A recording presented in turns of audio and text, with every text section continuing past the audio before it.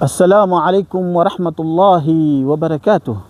Mtume sallallahu alayhi wasallam anatuambia katika hadithi yake tukufu kuwa hakuna dhambi ambayo ni mbaya zaidi hapa duniani.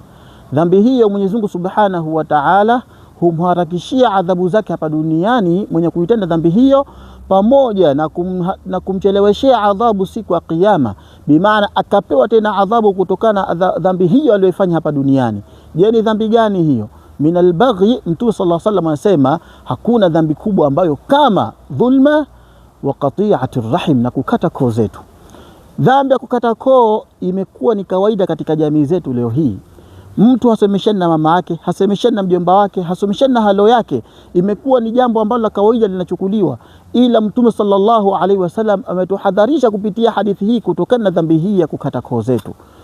Na Mwenyezi Mungu Subhanahu wa Ta'ala anatuambia katika Qur'ani yake tukufu, fahal asaitum in tawallaytum an tufsidu fil ardi wa tuqatti'u arhamakum, hivi munavochukulia mutakapotawalishwa katika ardhi mukawa nyinyi ndio watawala, munaona nyinyi ni kufanya ufisadi pamoja na kukata koo zenu? Basi Mwenyezi Mungu Subhanahu wa Ta'ala anatuambia ulaika alladhina la'anahumullah, hao wenye kukata koo zao Mwenyezi Mungu Subhanahu wa Ta'ala amewalaani.